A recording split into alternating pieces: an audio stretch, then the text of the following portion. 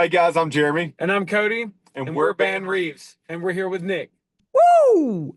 Thank you guys. Cody and Jeremy in the house. Delta piece point plus point four, and we're going to secure the high gain and give you Omni Bravo. That's cool. Guys. Hey, I'm Nick, and I'm so excited to pull these guys off the construction site to talk about music, their first love, really. But you guys are 3-generation construction workers.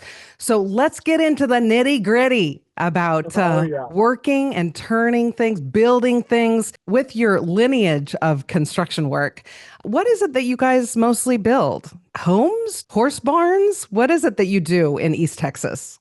Yeah, so honestly, it's a little bit of everything.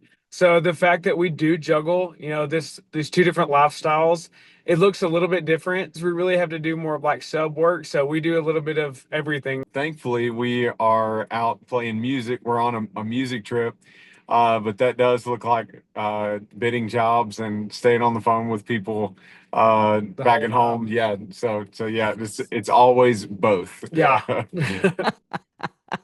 It is always both. We're finishing up a home actually that we just built. When we get home, we have doing tile jobs, doing cabinet jobs. So honestly, it's just a little bit of everything all the time. I love that. The first thing I remember building, I must have been, I don't know, maybe 8 or 9. And I was building it out of 2x6s and 2x8s. I was building a cart for my goat to carry. Of course, it was there we go. way too heavy, but I did a bang up job. Oh, that's hilarious. So you guys grew up in East Texas and Palestine. Yeah. Everybody calls it Palestine. Yeah, so it doesn't matter. you guys are from Palestine. And I was like, isn't that interesting? These two guys that write songs, these brothers are growing up in a place that is known, really connected in a way, but I guess not in pronunciation, with Jesus and his life. Yeah, that's really neat. I suppose you were on the construction site really early on. Yeah, absolutely. Yeah. Honestly, so we were homeschooled as well. So from the time that we were 8, 9, 10, we were pretty much, going to work with dad every day. We would go to work with dad from the time we were young, and then do school pretty much year round. Stayed on top of that. Once we got to be a teenager, especially like 15 years old, I was already doing jobs myself, paint jobs and things like that. And he came up doing pretty much the same thing. I mean, by the time we were that age, we kind of had an idea of like what we were going to do, and we were doing school at night and working during the day. But we also loved it, so it wasn't like our dad was just making us go out there and work. We had some cash in our pocket, and we felt pretty good about what we were doing. So most of the time, depending on where the job was, we usually hauled the boat to the job site. So then 3:30, 4 o'clock came around, then you hit the lake. And so dad always made it, a good time. Yeah. That is phenomenal. And you guys in the future should say that you started building your desks for homeschool. That's true. Yeah. And so your daddy was a preacher. And so you guys grew up really in church. And it's just the two of you brothers. So we actually have a younger sister as well. So there's 3 siblings in all. Being a pastor's kid, usually you kind of feel whatever role comes up. Our first kind of initiative into worship was we had a worship leader there, just a phenomenal man. His name was Mr. Danny. And he was kind of our first, especially my first inspiration in worship, because he just brought such a fun and a really good environment of worship itself. And he was actually one of the ones that I did my first special with at church, and I was like 3 or 4. But he really kind of cultivated that in us from an early beginning. That's amazing how people just kind of intersect our lives and then suddenly we're on a different trajectory, right? Yeah, absolutely. I remember I was in the first grade and my teacher was 6 feet tall. She was larger than life and she played the guitar. And I was just like blown away by the things that you could do and the emotions that you could bring out with an instrument and a voice. And I feel like I can hear you guys. I don't know if you do this or not, but singing some of these songs when you're in these empty homes, where the acoustics are amazing. So much fun. You do that? Oh, We for do it sure. all the time. For sure. Like when you walk into a new construction and especially once you get the walls stood and it's just concrete floors and a big empty house. So yeah, we try it out in there and check the acoustics. Yeah. Yes. I think that should be part of the Rockstar fee when you guys sell the houses or when the houses are sold. That's hilarious. Jeramy, let's dive a little bit deeper into your growing up. You're the oldest of the three, and you are surrounded really by Jesus. Your dad lives a real relationship with Jesus, but somehow it evaded you. You knew Jesus, but didn't really find him. How do you think that happens? We always talk about how it can be a different challenge for somebody who grows up in the faith and around the church. And just because there's a huge difference between knowing the right answers, being around the faith, and then a difference between that and having a relationship one-on-one with Jesus. Sure. Really, it was my wife's relationship with the Lord and my dad's relationship with the Lord and my mom as well that really challenged me as I got older. So I'd made a profession of faith when I was 12 years old. I really believe it was out of an innocent heart, but ultimately I feel like it was out of inspiration from my dad. You know, Yeah. there was no doubt in my mind that God was real. And I could tell you thousands of stories, just people that would come into our home to counsel and marriages were falling apart and people were just being honest and we're just bystanders as kids, and, you know, in the house. And you'd hear about the struggles that people were having, and my dad, the older we got, he would kind of let us in on some of that, like this is kind of some of the things that's going on, and not too personal. Exactly. But then we would see the Lord get a hold of them, and it was just a radical transformation in people's lives and people's marriages and families, and then there was times that I can remember. My dad is a pastor, like he didn't write sermons out ahead of time. It was like every week he spent time with God for that message that he was going to preach. We didn't have a lot of money and still don't. Growing up, it was just like small houses that we would remodel and things like that. But my dad had this little office that we had remodeled on the outside of the house. And I remember as a kid going out so many times, and I would just find my dad in the middle of the day on his face, just praying out loud for the church and for people. And it was just like an undeniable connection with God, and God would answer prayers like you can't imagine. And so growing up in that, I didn't have a hard time believing that God was real. Where it got to me was the decision whether I was going to follow Jesus myself or if I was going to try what the world has on the other hand. And for me, the older that I got, the more interesting the world became to me.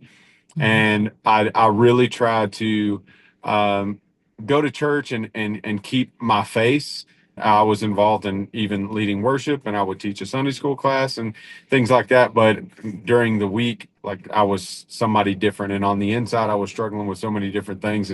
And so as time went on, especially after I got married, and life just was slowly becoming my own, I dabbled further and further into a lot of different sins, and that brought me to a point where you can only hold on to two sides, you know, that are pulling you in different directions for so long before something is going to tear and something's got to give, and consequences start building up. And that's what happened to me is all of a sudden life came to a spot where it's like, all right, now I've been able to hide this for so long, but now I'm looking at losing my marriage. My life feels like it's about to fall apart. And now is the moment that God really funneled me down to the decision. Are you going to follow me or are you going to follow the world? At that moment, I gave my life to Jesus, and he radically started changing things in me that I never thought was possible. And things I could never let go of, things like anger and bitterness and chaos inside of my heart, and God healed my marriage. And so, I mean, that's what it was like growing up around that. It brought me to a place where as you make your own decisions in life, it's like, does that reflect a relationship with Jesus, or is it like a church thing? Right. Well said. I feel like, though, you guys really had an idyllic life growing up, you were surrounded by some of the grit that you feel in your songs, and you seem to be grounded. And it's interesting to me that in that there's still this hatred that can rise up. It's probably confusing to someone who doesn't encounter that. Kind of expound Well, on that. just as an aside, my story was that my dad died in a motorcycle wreck when he was 26. And so I had to figure out, because I realized that Jesus was my father and I wanted a father. I didn't have one anymore. And so I had accepted him as my personal savior. And then life happens. You know, here I find myself in my mid 50s looking back on that and seeing the struggles that I didn't know how to give voice to that turned into hatred, I guess, to answer your question. Does Yeah. that make sense?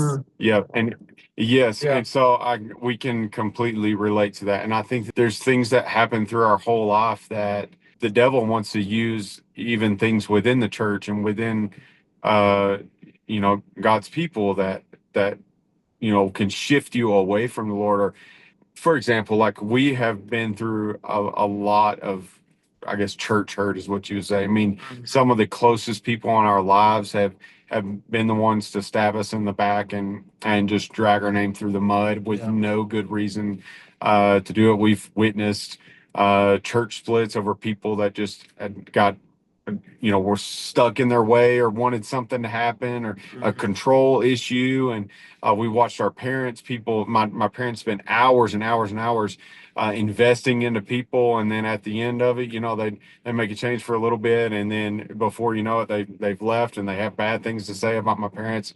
And, ultimately, there's always going to be questions throughout our whole life where we can ask why it happened.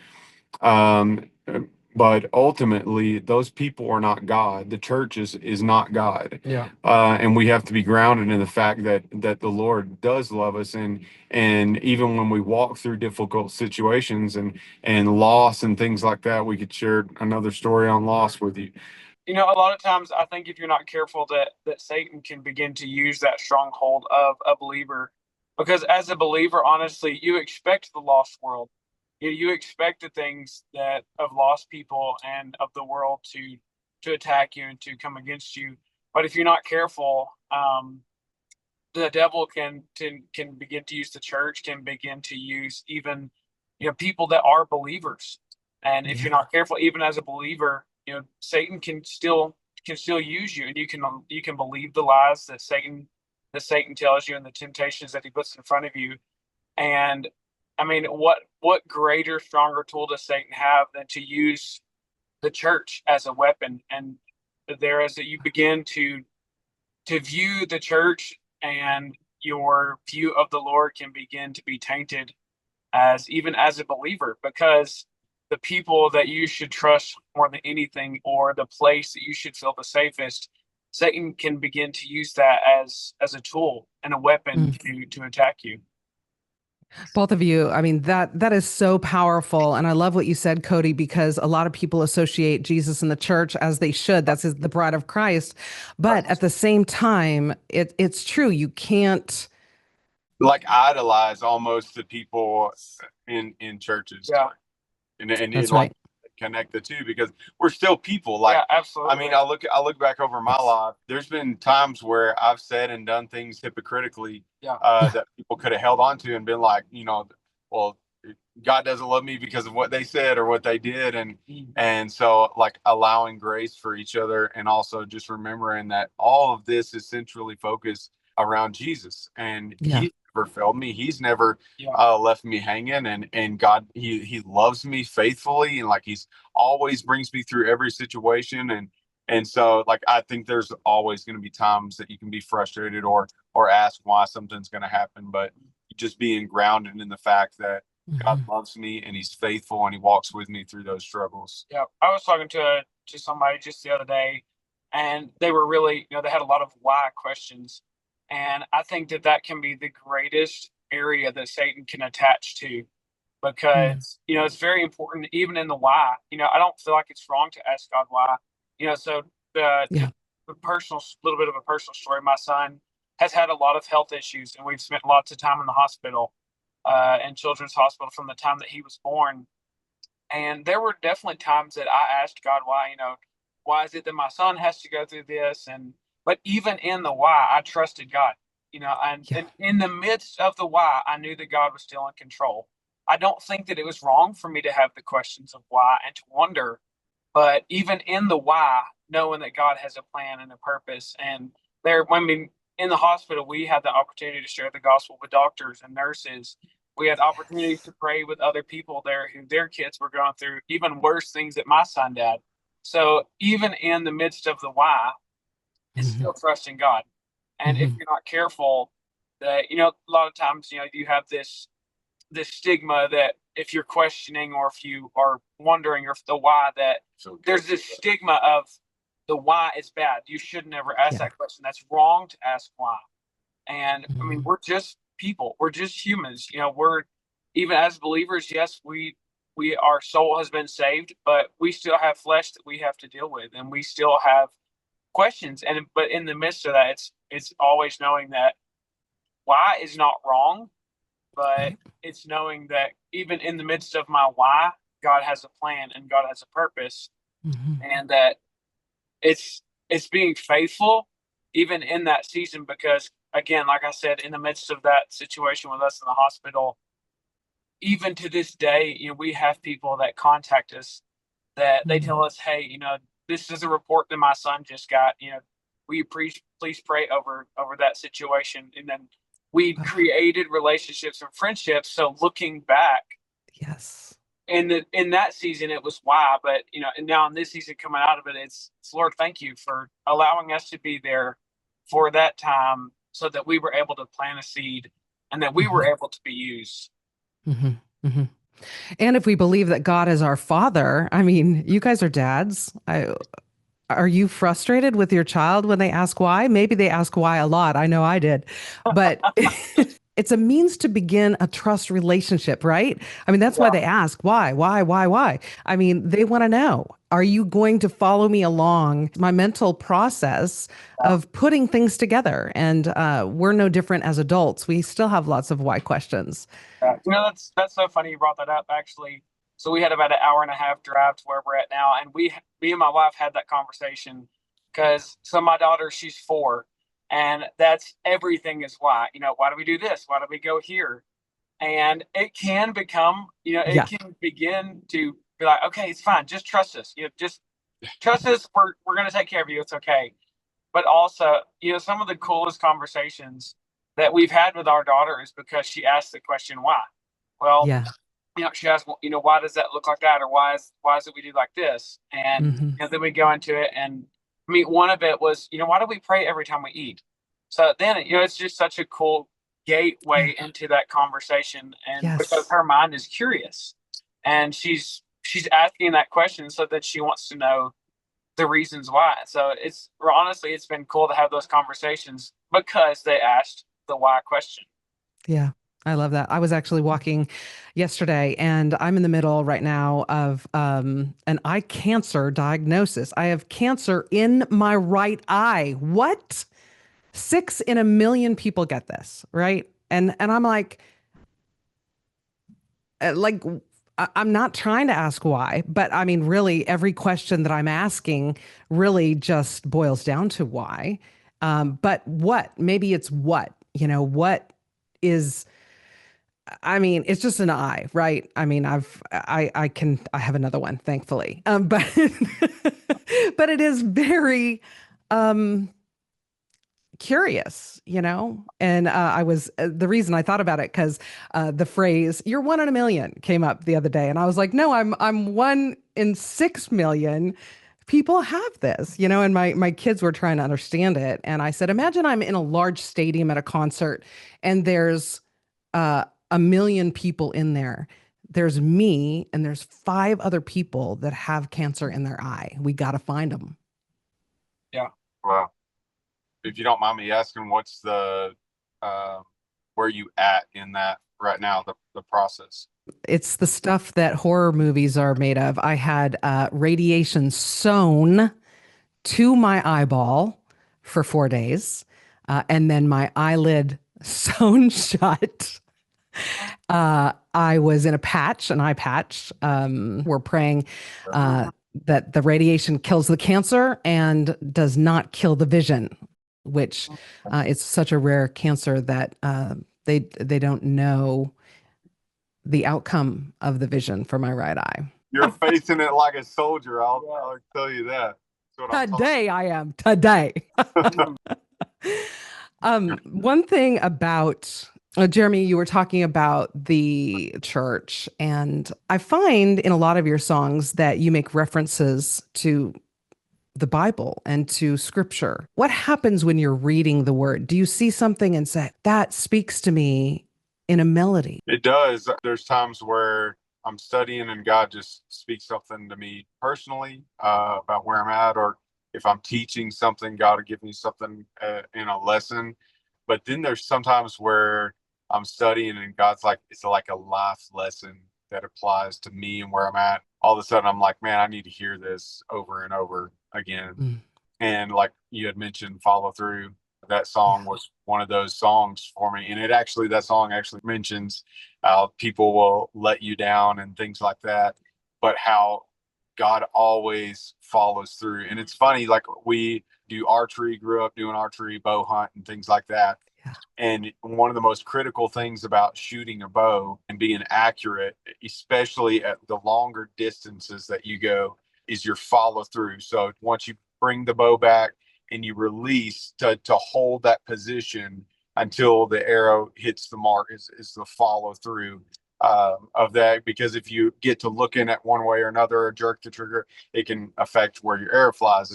And so that thought process of following through, that when God speaks something, when God says he's going to do something, when he gives you a promise, that he's going to follow through, he's going to see the arrow to the mark and make sure that he follows through with what he says. And people are not always like that. So to be reminded that God is not always like people. God is who the word says he is. And that's why I believe it's so important to saturate yourselves, your songs, your ministry, your podcast, everything with God's word, because that's our foundation. That's what we hold on to, what God has spoken to us. Yeah, I love that. I love the archery reference and the follow through, the song, the music, how it's all built. Talk about Outrun You. That was the first song I ever experienced from you brothers. And I was just like, what? I was in the label Zoom and I was like typing in the sidebar, what is this? It was just so refreshing. Tell me about writing and putting that together. Yeah, so that ended up being like a whole dream in and of itself. So Cody and I spent a lot of years as independent artists, and we never like set out to like, we're going to do this as a career. It's just kind of like we've been playing and writing songs, recording songs as we could, and saying yes to everything that people asked us to do. Thank you, by the way. Thank you. Yeah. It lands you in some, boy, we have played in some crazy places. Yeah. We had never co-written outside of ourselves with these songs. And as we were talking to the label and in the process of signing, they mentioned co-writing and things like that. And Cody and I were both really nervous. We'd never done that. And I had been listening to a few different songs that were popping up that was along this country kind of feel in Christian music. And that's what we've been doing since 2018. Yeah. And so it's just like a long time building. We always say we were doing Christian country when it wasn't cool. But Christian country has always been cool. Yeah, I think so. I love it. I kept hearing these songs pop up and I would look up who the writers were on it. And a name kept popping up, and it was Jeff Pardo. And so I mentioned to Cody and my wife and a producer that we were working with at the time, and said, man, if there was ever a chance, I would love to write with Jeff Pardo. Just through happenstance, the label had no idea that we wanted to do that. And Jeff Pardo was our first write that we walked into. Yeah, it was crazy. When we went to Tennessee. Yeah. What a confirmation. Oh, yes. Yeah. It was crazy. Just the different circumstances that we had talked about, like specific things we had wanted, and God just kind of lined everything out without us saying anything to anybody organizing. Yeah. Unreal. So we go into that song, right, and had an idea and a melody, and it was kind of along the lines of running from God and, you know, that kind of thing. Then it just got brought up in the right as we just started sharing our testimonies and talking and getting to know each other after we had kind of shared this little bit that we brought into the right. And then all of a sudden somebody said, why don't we call the song Outrun You? And we're like, just base it off of our testimony. I shared my testimony with you, and Cody has a very similar testimony, but ultimately, like, it was our testimony sewn into this, that like, no matter what you try, what vice you try, all these things that humanity runs to, you know, for satisfaction. I love the book of Ecclesiastes, probably one of my favorite books in the Bible.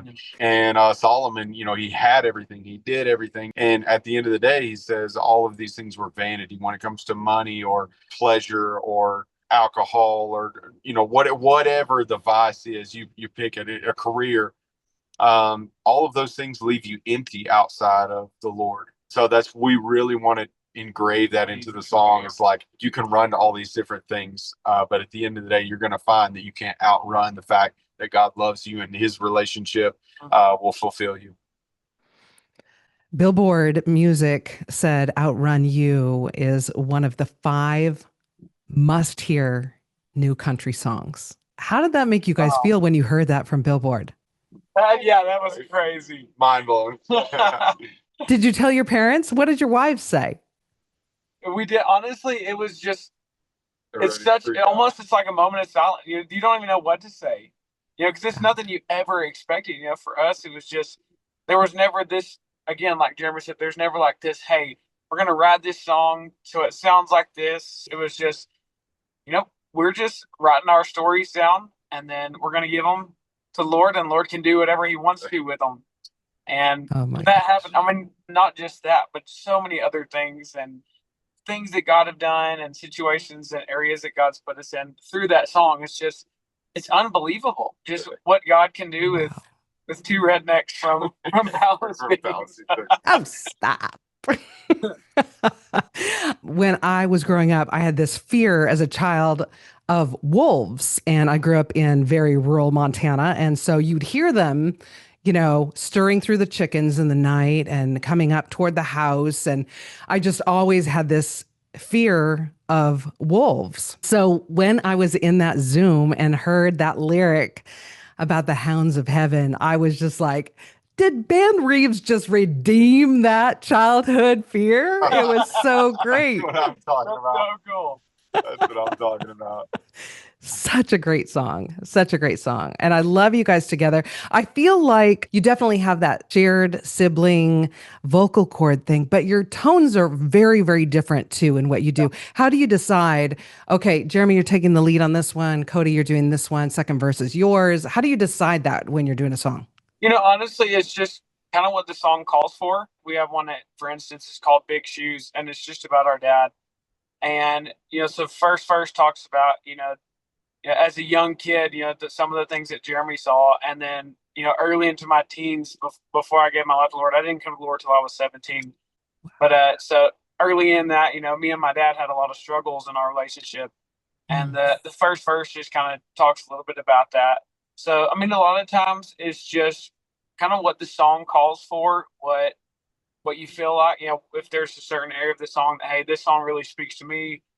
This is, honestly, it's just kind of that. It's kind of whatever the song kind of calls. Yeah. Well, you're making right choices. Lyrically, vocally, I mean, whether something's acoustic or just you guys on a guitar, or you guys singing in one of your houses before it's filled with anything, or whether you're surrounded with a band. Love that John Mays has partnered with you in this mission. Such a great home for Band Reeves. I'm so glad you guys are there and being mentored up there. Oh, we are too. Love them. That story in itself, God just, there's so many just small confirmations that God gave us throughout that whole thing that we knew exactly that was the team, without a doubt, that God had us with. And I couldn't be more thankful. The whole team. John is phenomenal. For us, he's really been a mentor into this, because this is a totally new setting, like no, nothing. So I mean, God's used him and his mentorship for us, but just the whole team of Centricity. Yes, it is a business, but honestly, when you go in there and you're with them, you just feel like you're hanging out in somebody's living room with a bunch of family. It does feel that way, Cody. It really does. Like the whole space, the kitchen, and I loved that photo of you guys being signed with all your 10 combined children there, which must have been a fiasco. I think Chris Love said, the radio rep there at Centricity, he said, you always know when Ban Reeves is here because all the bicycles are around, all the all the toys are out, all the That's right. That's right. I love that very much. I would love to share just a quick story, getting to know them. Way back when we first started music, that was kind of like a big thing for us, jumping into something that none of our family had ever done. Right. But God just specifically started putting the number 1023 in front of me. I'm not a numbers guy. I never heard of anybody having a number thing. But it happened so much that I was like, man, I feel like God's probably trying to tell me something with a number. And so I ended up looking up different verses, like maybe there's a verse, and nothing made sense until Hebrews 10:23. And it talks about how when God promises something that he's faithful to bring it about. And so I kept seeing this. My wife started seeing it. Our whole family started seeing it. My kids were born at one of my kids was born 23 inches long on the 23rd at 6:23. Like my daughter was born on the 23rd. Like all of these different things happened throughout the process of us doing music. Yeah. So Hebrews 10:23 is that's a verse for us. When we did a showcase, several different labels came and listened. And Centricity, our label, had actually sent an intern. Nobody could make it, so they sent an intern over. She comes in, and she had never been to one before, and she'd only been with Centricity just for a little bit. Month. Yeah, wasn't long. So she hangs out, she listens, and afterwards she was like, "I really loved it. I would love to connect Centricity and you guys."